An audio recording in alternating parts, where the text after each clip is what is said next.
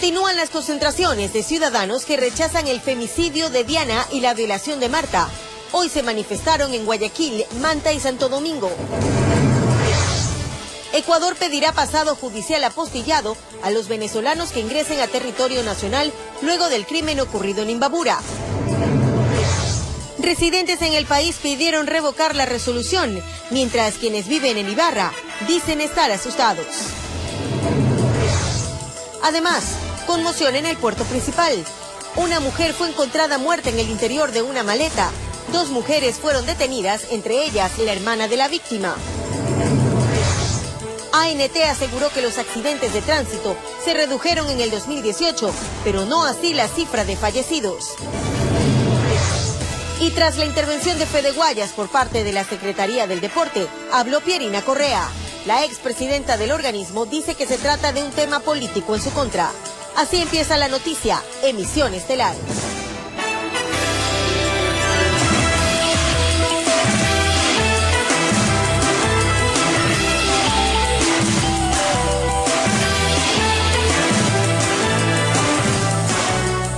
Amables televidentes de todo el país, buenas noches y bienvenidos. Iniciamos de inmediato con la información. En distintos puntos del país se llevaron a cabo manifestaciones contra la violencia de género tras los últimos acontecimientos trágicos ocurridos contra mujeres. Guayaquil, Quito, Manta, Santo Domingo y Cuenca fueron algunas de las ciudades donde expresaron su rechazo a estos actos.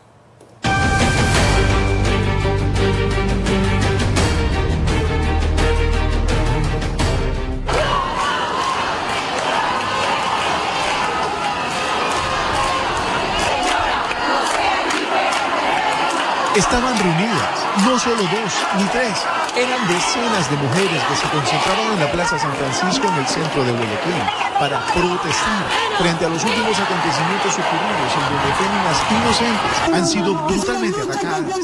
No terminábamos de reaccionar todavía ante lo sucedido a Marta en Quito. En medio de redes sociales un video mostraba el asesinato a otra mujer, Elia. Se trataba de Diana y la ira de la comunidad que con mano propia ejecutaba sentencias. No sean diferentes, se matan las mujeres en la cara de la gente. La lucha es contra la violencia y esa lucha se le da en función de políticas públicas claras que protejan a las mujeres, a las niñas, a los adolescentes. Ante estos hechos, mujeres de todo el país se concentraron en distintos puntos, con carteles, pancartas y sobre todo su voz de protesta rechazan los actos violentos. Dicen que este es el principio, que no dejarán de manifestarse. Sordos, ciegos y mudos en estas situaciones. Tenemos que actuar, no podemos permitir que sigamos siendo maltratadas, no solo mujeres, sino también niños, hombres también son violentados, entonces tenemos que parar todo esto. Autoridades de seguridad continúan con las investigaciones ante estos sucesos. En otros cantones también se expresaban de la misma manera. En Quito, gran cantidad de féminas recorrieron las calles. Entiendan que necesitamos que se nos sean devueltos nuestros derechos a través de penas más duras, de sanciones más severas.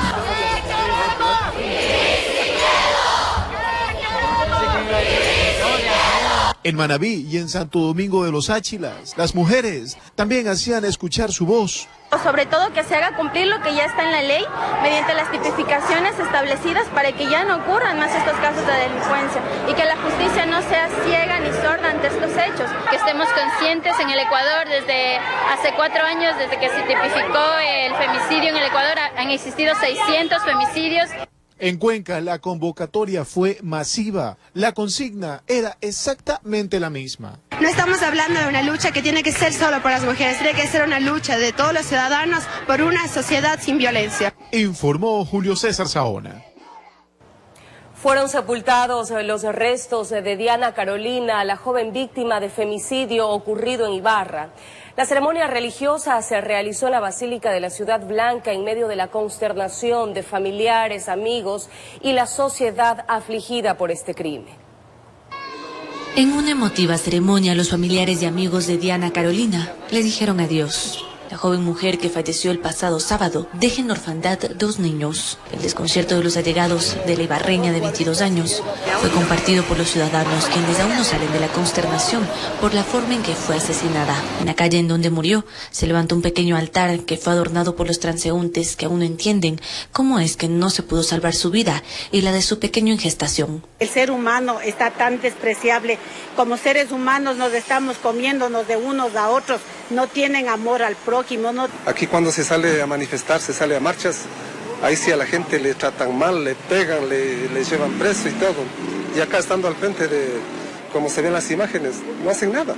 El asesinato de Diana Carolina a manos de su pareja sentimental ha generado todo tipo de reacciones. Lamentablemente, las horas transcurridas después de su muerte se han visto marcadas por incidentes contra ciudadanos venezolanos, compatriotas del presunto homicida. ¿Usted cree que a mí no me dolió que le hayan hecho a esta muchacha? Por parte de las autoridades, se reiteró el pedido de calma a la sociedad y también se aclaró a través de comunicados, tanto del servicio EQ 911 de Ibarra y de la Policía Nacional, que no existen ciudadanos venezolanos fallecidos o heridos producto de estos altercados.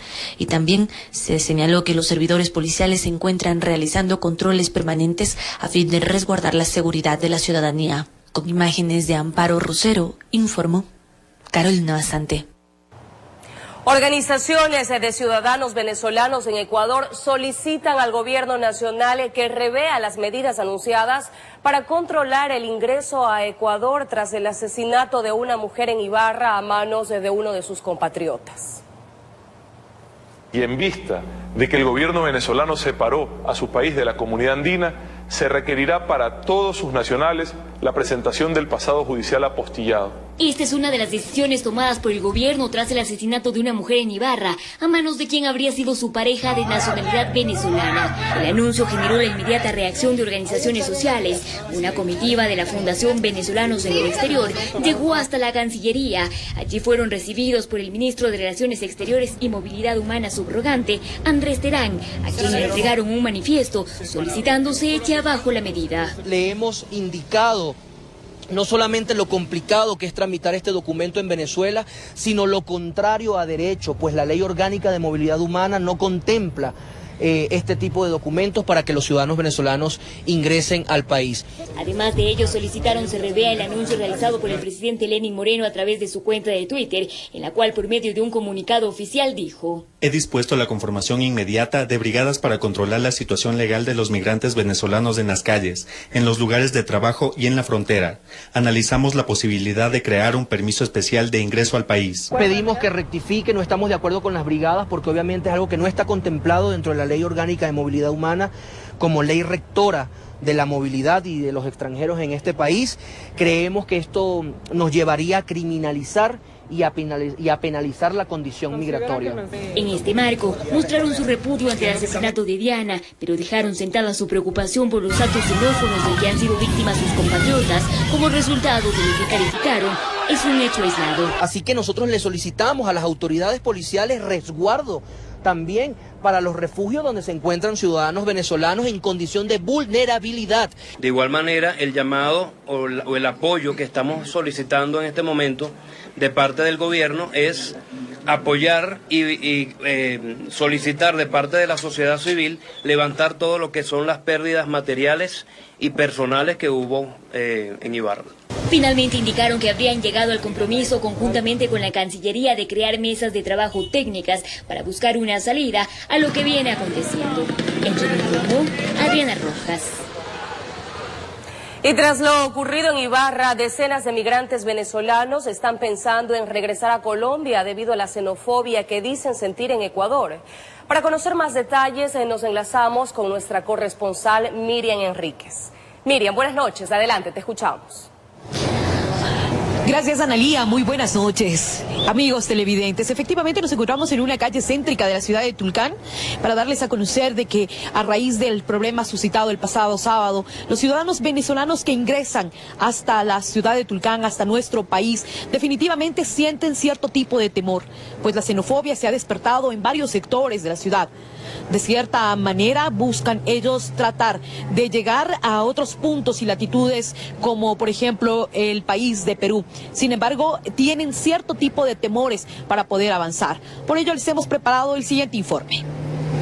En las calles de Tulcán se puede observar a grupos de ciudadanos venezolanos que por ahora temen caminar solos. Sienten el rechazo de las personas que desde el sábado los identifican como un punto negativo en la sociedad. Son mujeres, niños, adultos que entienden la reacción pero dicen que no pueden pagar culpas ajenas. Que no tomen represiones con ella, que sean un poco conscientes. Ya lo han mirado raro, ya no lo quieren dar más ayuda así en varios lados. Sí, desde el sábado sí me han visto raro, ya las señoras, vecinas, no es igual. Mientras esto ocurre en la ciudad, en las vías que de la frontera conducen a Tulcán, se encuentran a familias enteras que después de escuchar sobre ciertos desplantes, deciden más bien regresarse hasta el vecino país. Pero la gente nos está diciendo que nos regresemos porque están agrediendo a los venezolanos, que ya no los quieren aquí por lo que pasó, pero todos no podemos pagar por una sola persona. Gracias, entramos, nos vamos a salir para evitar problemas, porque cargamos los niños y son muchachos jóvenes, de repente la gente, hay personas que todavía tienen esa mentalidad, ¿entiendes? Sabemos que no son todos, porque hay muchas personas que son buenas. Y vamos a avanzar, pero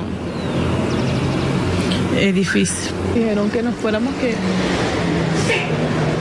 nos fuéramos venezolanos. Otros, en cambio, se juntan para ser más fuertes. Dicen poner oídos sordos y continuar su camino. La mayoría busca como destino a Perú. No justifican con ello el accionar de sus compatriotas. Sin embargo, tienen que continuar. Estamos asustados, pero nosotros nos encomendamos a Dios. Vamos con nervios porque están protestando, ya varios carros han pasado diciendo que váyanse a su país y nos están agrediendo. Uno dice fuera, pero en realidad nosotros no tenemos la culpa. De verdad no nos pase nada y que lleguemos con bien hacia nuestro destino como lo es Lima. En cambio, en el puente internacional de Rumichaca la situación no cambia. Se puede observar a decenas de migrantes que llegan, esperan el turno de sellar, descansan en las carpas. Las autoridades migratorias no dan a conocer las cifras exactas de ciudadanos venezolanos que siguen llegando a Ecuador. Sin embargo, se conoció que alrededor de 1.200 extranjeros diarios son los que ingresan por esta frontera. Documentos, todo es difícil, francamente. Nosotros estamos, como quien dice, obligados a estar presos allá. Nosotros, francamente, no podemos regresar a nuestro país porque somos traidores a la patria. El gobierno como tal no agiliza los documentos para que los venezolanos no podamos salir del país. Con imágenes de José Cedeño. Desde Tulcán informa Miriam Enríquez. En definitiva, lo que ellos solicitan básicamente a la ciudadanía tulcaneña y ecuatoriana es evitar prácticamente la xenofobia.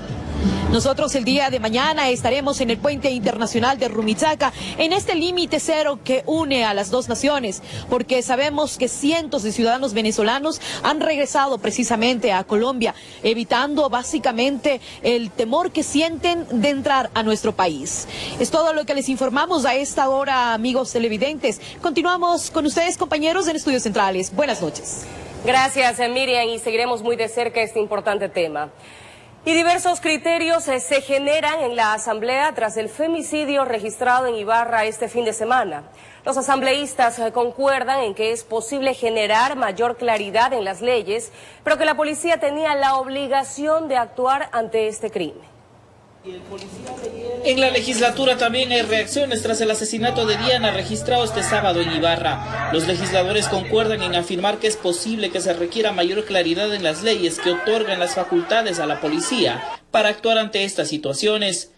Yo creo que hay que empezar a equilibrar las cosas. Nadie habla de atentar contra los derechos humanos de ninguna manera y es por eso que la policía tiene que estar debidamente capacitada en derechos humanos. Darles mayor protección a los policías en el ámbito legal, porque caso contrario no es la única situación. Los policías tienen miedo de actuar en delitos. Pero reconocen también que la policía tenía la obligación de actuar, que la ley les faculta tomar este tipo de acciones para defender la vida de un inocente. Tenían todo el derecho y la obligación de usar la fuerza. Nadie dice que le hubieran matado al criminal. ¿Qué pasó con esa policía? ¿Esa policía estaba capacitada? ¿No está capacitada? ¿Tiene formación permanente? ¿No tiene formación permanente? Reconocen también el temor que puede tener un uniformado ante la posibilidad de terminar en la cárcel por una actuación con su arma de dotación, pero aseguran que esto no justifica la inacción. A veces los policías son sometidos a procesos legales fruto de cumplir con su función. En este caso, la sensación que deja al país es que no actuaron oportunamente. Es que hubo un asesinato que pudo haberse prevenido. Que será necesario buscar mecanismos para aclarar la ley y uno de los caminos podría ser una reforma al COIP. La policía tiene que tener una capacitación fuerte y sólida sobre estos temas. El uso de las armas, ¿Cuál es la progresividad? ¿Qué otras alternativas tienen a las armas? Para este martes se ha convocado a la ministra del Interior, María Paula Romo, hasta la Asamblea para que comparezca y entregue información sobre los últimos hechos delictivos registrados en el país. Son las primeras reacciones que se generan en la Asamblea tras este hecho de sangre que enluta a todo el país. Informó Javier Gallo. Un excomandante de policía y un jurista dan sus criterios del por qué los uniformados no actuaron para evitar el femicidio ocurrido en Ibarra. Entre las razones señalaron el desconocimiento de la ley, la falta de respaldo institucional y del aparato estatal. Escuchemos. Las autoridades han sido directas. La ministra del Interior, María Paula Romo, expresó que la policía tenía la obligación de actuar en base al uso progresivo de la fuerza. Cuando se trata de proteger una vida, la policía no puede dudar.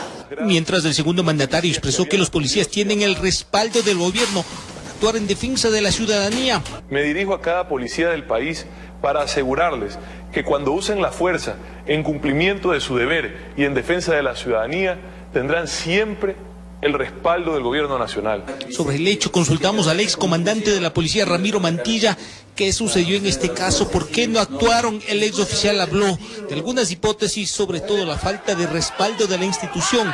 En otras palabras, el uniformado debe defenderse solo. Que si el Estado le da al policía el uso de la fuerza para garantizar la seguridad del resto de ciudadanos, lo que puede hacer el Estado y lo que debe hacer es proteger. Que existen leyes y códigos internacionales que respaldan el accionar de los uniformados que actúan en defensa propia y de la sociedad, más cuando la vida de un ciudadano está en peligro, pero que pocos conocen. Cuando ese mensaje cale profundo en el policía, tendremos policías que no tengan temor a actuar, que no tengan temor a utilizar su arma de fuego. Que de todo el accionar y hasta dónde pueden llegar los policías debe ser socializado, que los operadores de justicia deben diferenciar entre la delincuencia común y el trabajo de un policía en cumplimiento de su deber. El Estado, el Ministerio del Interior, debe tener un grupo de abogados civiles fuera de la institución que se encarguen de defender. Opinión que es compartida por el jurista Leonardo Tipán, para quien el uniformado debe tener la oportunidad de defenderse en libertad cuando su accionar fue en defensa de terceros o su propia vida y en cumplimiento de su trabajo.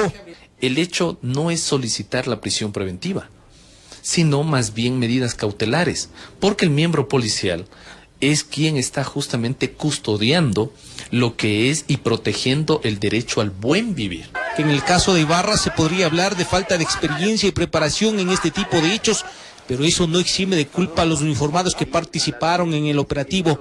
Podrían ser procesados por el delito de omisión. Cuando se tiene la obligación jurídica de impedirlo, equivale a sancionarlo. Es responsable como un delito de acción.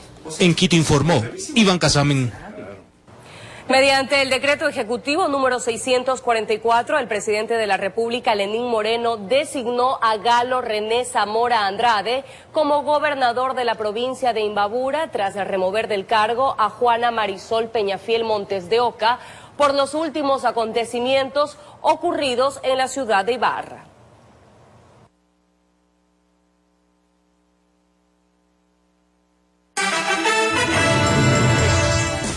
Enseguida, habló Pierina Correa tras la intervención de Fede Guayas y dice que se trata de un tema político en su contra.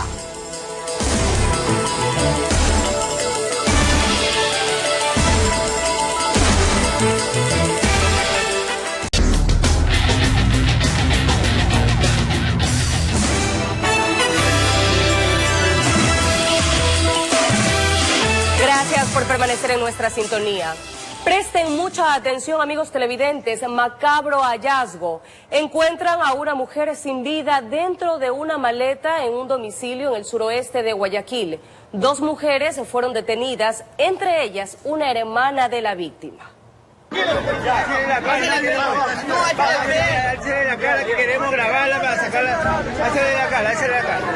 Este es el momento cuando se produjo la detención de las vinculadas en el caso.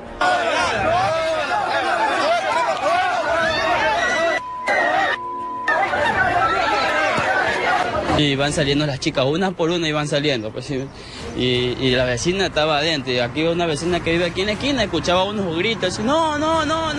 El suceso se da en la 11 y la D, suburbio de Guayaquil. Elementos policiales llegaron al lugar para verificar las novedades, pero en cuanto encontraron la evidencia y el cuerpo sin vida de una mujer, comenzó el proceso de indagación. Al ratito está, búsquele a la vecina, no le encontraron a la vecina. Al rato le encuentran a la vecina que está en una maleta metida, estaba ella, ya así toda recogida. Los moradores del lugar lograron captar todo con las cámaras de sus celulares. Según lo que confirman autoridades de seguridad, una de las familiares de la fallecida estaría implicada en este suceso. El móvil habría sido el robo. En rueda de prensa se daban detalles de lo ocurrido, además del grado de parentesco de una de las sospechosas con la víctima. Se pudo determinar que en horas de la tarde había sido visitada por su hermana y por una amiga de la hermana. Se produce una gresca entre la ciudadana y una de las visitantes, una de las cuales es su hermana.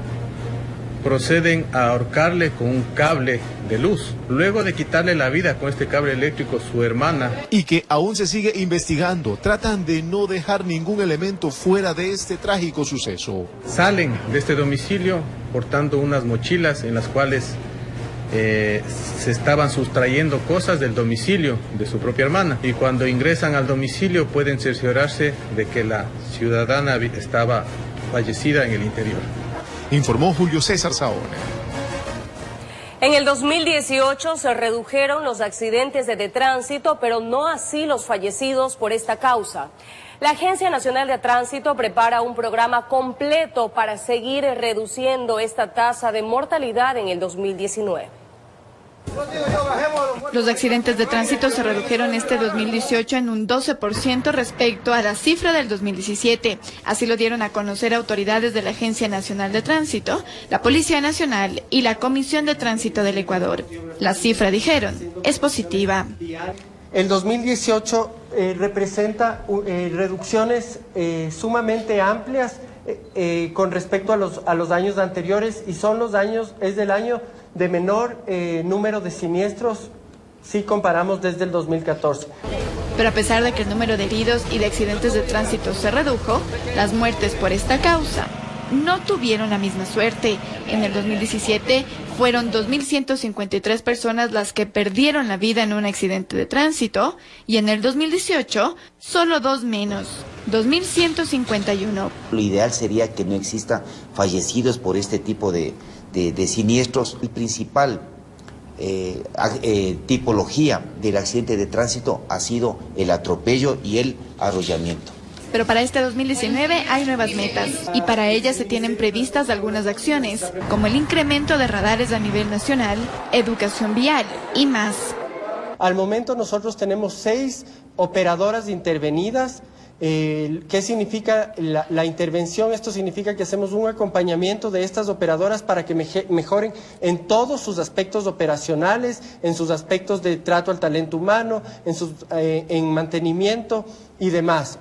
El objetivo a cumplir con esta agenda programada es reducir los accidentes de tránsito hasta el 2020 en 2 puntos porcentuales.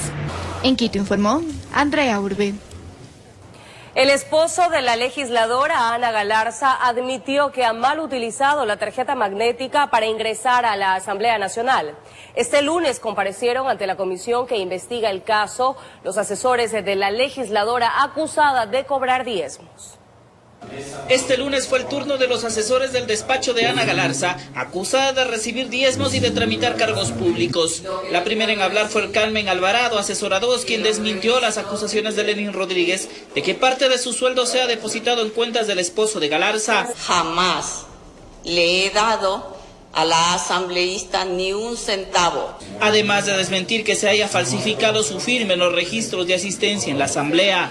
Pero reconoció que ella no acude normalmente al despacho, pues trabaja en territorio. Incluso yo los fines de semana le acompaño a la asambleísta donde tenga sus cosas que hacer. Turno del asesor 1, Omar Mayorga, que también desmintió las acusaciones de Rodríguez. Dijo que el único depósito que entregó Rodríguez fue para la fiesta benéfica a la que los asesores del despacho fueron invitados.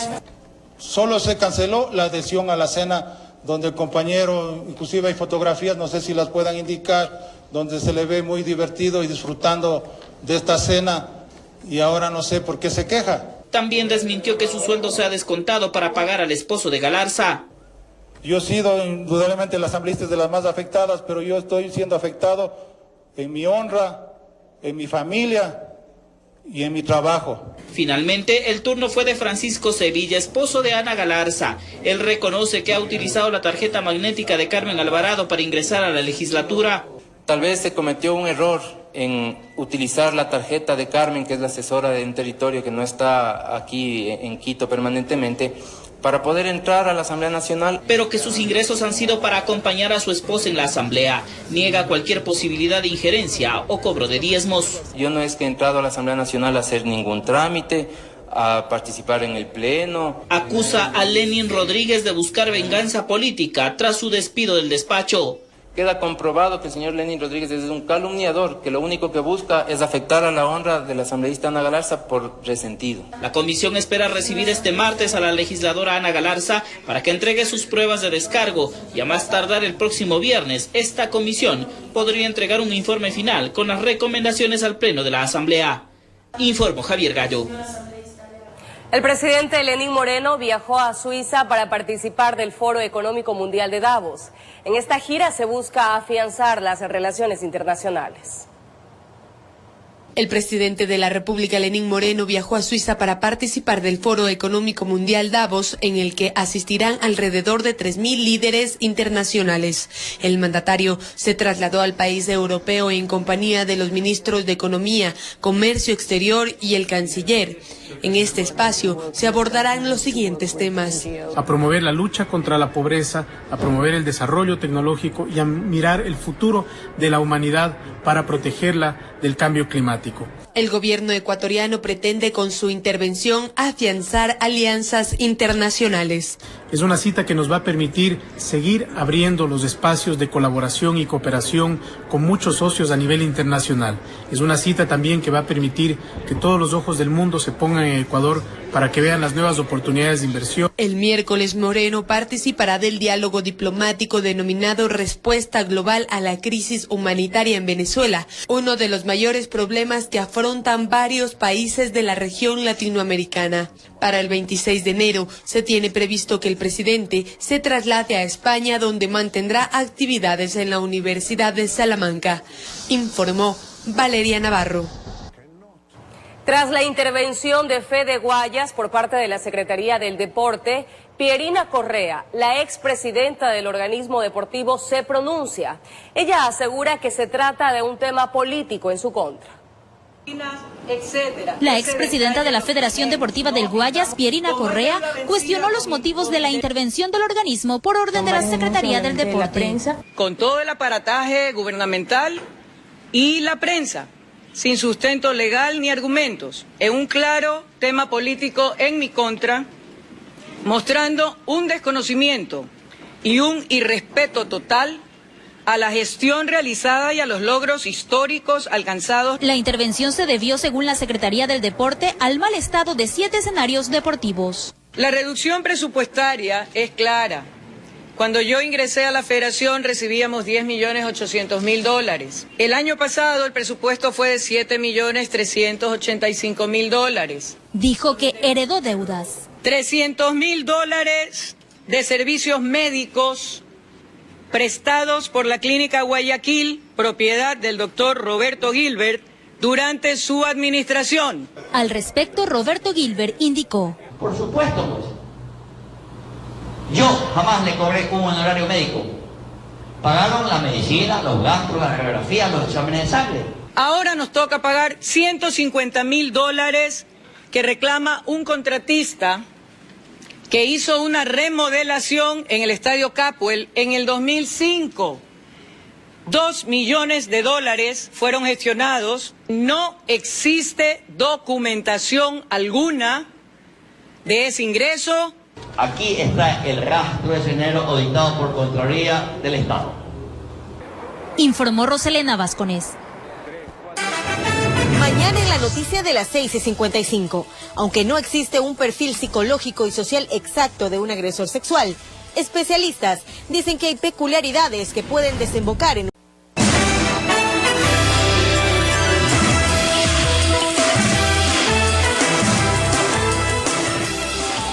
Y ya estamos de regreso para contarles que en Guayaquil la defensa de Tomislav Topic afirmó que la cooperación internacional del Ministerio Público chino demuestra que su cliente no tiene ninguna relación con Glory International. Sin embargo, el abogado Javier Castro afirmó que presentarán algunos indicios que pondrían en evidencia un vínculo con la investigación por el presunto lavado de activos. Asumió la defensa en las últimas 72 horas y expuso entre sus argumentos centrales un extracto de la cooperación internacional del Ministerio Público de China sobre el caso Cable Andino y la empresa asiática Glory International. Los únicos que podían investigar esa cuenta era la Fiscalía China. Los fondos de esa cuenta de Glory International en el Banco de Shanghái provenían de recursos, beneficios comerciales, no de actividades delictivas. Y que por eso, más la decisión de Tomislav Topic de devolver $13,5 millones entregados por Glory. Aquí no hay acuerdo, aquí hay una decisión de Telconet, porque la ley de prevención, subrayo, prevención, ¿te la inmovilizo por un juez o me la entregas? La respuesta correcta es me la entregas. Tome, señor. Habló también de la inexistencia de elementos de convicción en el Ministerio Público frente a la investigación. Pero ¿quién fue realmente, como lo dice la Fiscalía China, quien hizo el contrato y la intervención? Fue el doctor José Alviar Icaza, ya fallecido, alias papá. Del otro lado, el defensor de la ex esposa de Topic en su juicio de divorcio, quien solicitó su vinculación en el proceso por el presunto lavado de activos, afirma que otros elementos dejarían sin piso al alegato de Zavala Egas. Y recién se entera que eso es falso. Entonces está bien que la devuelva. Pero si alguien fue a mentir, a decir que esa plata es ilícita, ¿y por qué la va a devolver? Agrega que esa información será adjuntada a la investigación a fin de que en la litis la Fiscalía se pronuncie. Yo sinceramente no critico la actitud de la UAFE y del gobierno, porque si no hubieran ellos presionado a Topic, Topic no hubiera por lo menos ofrecido devolver los 13.5. Informó Jorge Escobar. El ministro de Trabajo encargado, Andrés Madero, recorrió distintas instalaciones en Guayaquil para verificar el estatus laboral de ciudadanos extranjeros. Esta acción tendrá lugar a nivel nacional durante todo el año. El ministro encargado de Trabajo, Andrés Madero, realizó un recorrido por distintos establecimientos en Guayaquil con el propósito de verificar el estatus laboral de ciudadanos nacionales y extranjeros. El año pasado la mayor cantidad de sanciones que se dio por el tema de migrantes fue por la falta de afiliación al Seguro Social y la falta de registros de sus contratos de trabajo. Entonces, esta es una forma de velar por el derecho no solamente de los migrantes, sino por el derecho de todos los ecuatorianos y todas las personas que brindan su trabajo en el territorio nacional. Estuvo acompañado de inspectores de salud y seguridad. El punto de inicio fue en una cadena de carnes y embutidos al norte de la urbe porteña. Luego el ministro acudió a una lavadora de autos cercana. Ahí se encontró con la historia de Gerson Dávila, migrante venezolano que gana de $4 a $5 por día. Nos dieron la señora, nos dio el apoyo de trabajar aquí y bueno, nos ayuda mucho a nosotros, los venezolanos. Confirmaron que los colaboradores foráneos no están afiliados al IES. Pero sí, ahorita ya me acaban de informar de todos los procesos. Estaba diciendo la chica que yo tengo que hacerles un contrato, sí. Pero si los chicos de aquí a mañana se me van, que son los que me dicen, señora, yo no puedo hacer un contrato porque yo me voy a ir, qué sé yo, en una semana, en 15 días, y vienen otros chicos y así sucesivamente. En el año 2018 se hicieron 16.000 inspecciones a nivel nacional, que derivaron en 6.300 sanciones por diversos motivos. Que pueden ir de 10 remuneraciones básicas del trabajo en general hasta 15 remuneraciones básicas del trabajo en general. Nos hemos dispuesto que, continuando con el proceso, se inicien a nivel nacional, se van a revisar aproximadamente 75 inspecciones, pero no solamente locales, sino por sectores. Indicó que en su mayoría las irregularidades se presentan en el área de servicios, por lo que esta acción se replicará en los próximos meses, informó Adriana Peralta. Mañana en nuestro espacio de opinión estará con nosotros la doctora Anunciata Valdés, con quien abordaremos temas muy importantes como la violencia de género, cambios en el sistema judicial y las secuelas del femicidio. De esta manera finalizamos. Muchísimas gracias por su fiel sintonía. No cambien de canal. Enseguida Copa. Buenas noches.